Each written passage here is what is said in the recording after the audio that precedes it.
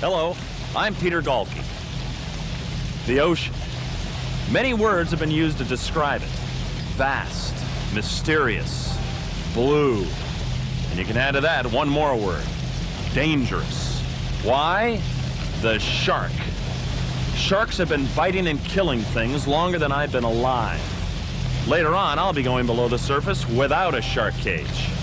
But first, let's take a look at the most dangerous inhabitant of the strange wilderness beneath the top part of the ocean. Every year, hundreds of people enjoy the beach.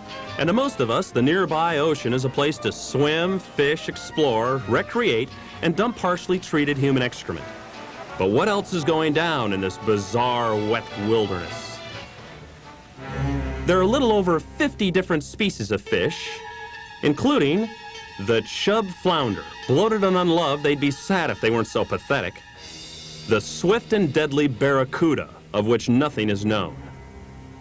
The sea turtle is the only sea creature to have evolved into a land creature, only to evolve back into a sea creature after a traumatic experience with hyenas.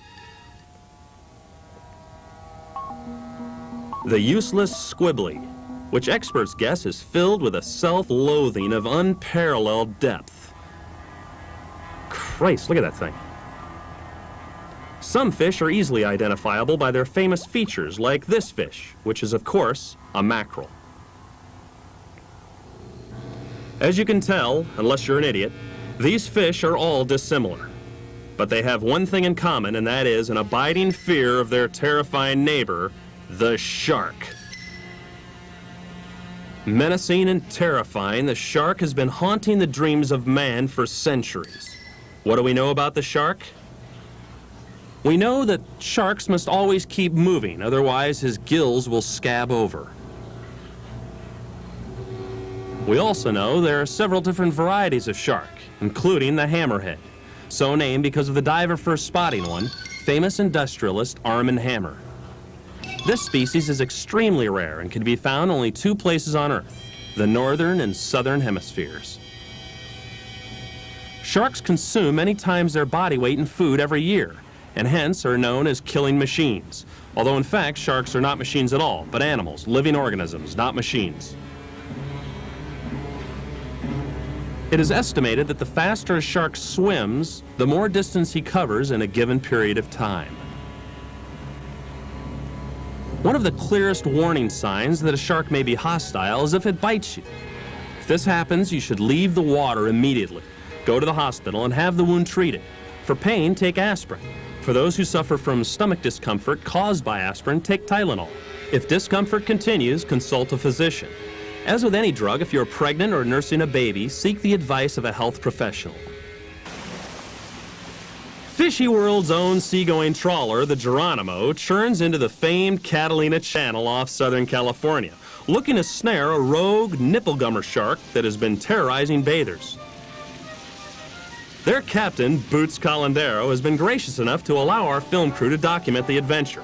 This promises to be an exciting trip because his crew hasn't seen other men in months, so scramble for the condoms.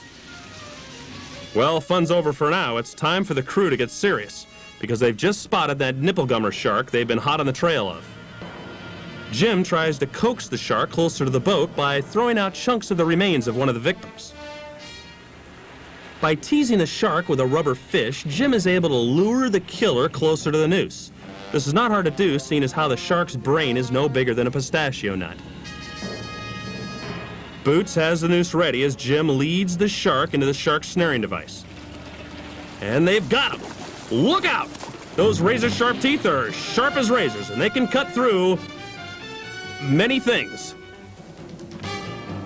Justice is swift in these outer waters, so taking the law into their own hands, the crew lynches the troublesome shark. Worked up into a mindless white trash frenzy, the crew decides that this day many sharks will die.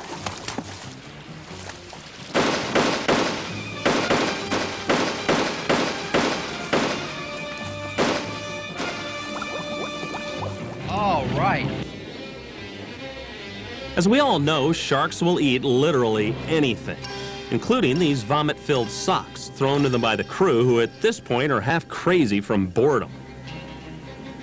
Sharks like to eat, and with slightly less than 3,000 razor-sharp teeth that are sharp as razors, it is an awesomely efficient eating machine. Although it's not actually a machine, as we said earlier, it's a living organism, not a machine. To get a better look at the shark's razor-sharp teeth that are sharp as razors, we visited the Center for Shark Orthodontia and went, what the f...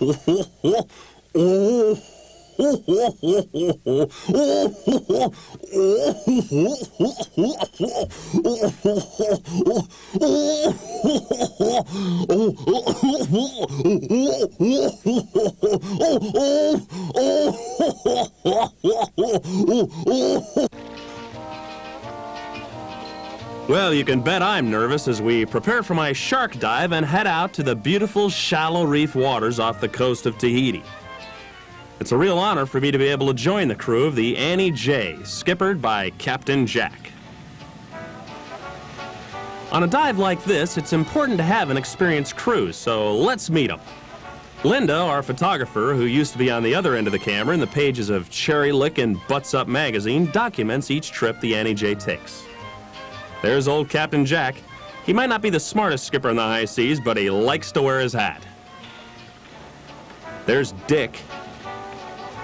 And there's Jim. He likes to smoke.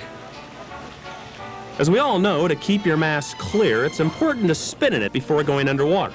Unfortunately, I've been pretty seasick, so the consistency of the spit isn't really what I was hoping for. Linda says, "Say cheese, everybody," but they're too busy getting me prepared for the dive.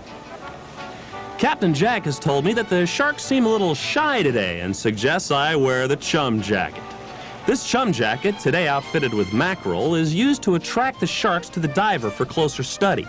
It ain't pretty, and as Linda said, it wouldn't make a popular perfume, but I've been told it does the trick.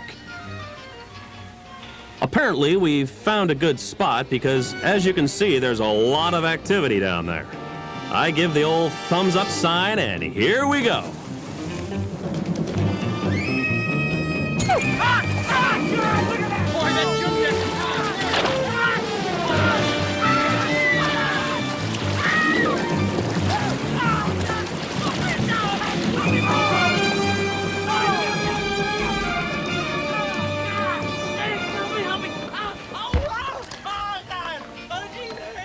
This type of interaction with a shark can bring up the emotions even in an experienced outdoorsman like me. Although I was unable to get close enough to actually study the sharks in any detail, the one thing I did learn is that in order to fully understand any creature, it must first be killed and dissected.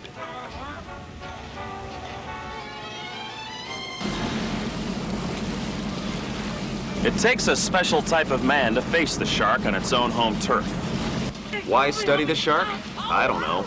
Ultimately, we can only say that man's real reasons are as mysterious as this show. And the true answer lies somewhere out there, hiding in some dark corner of our strange wilderness.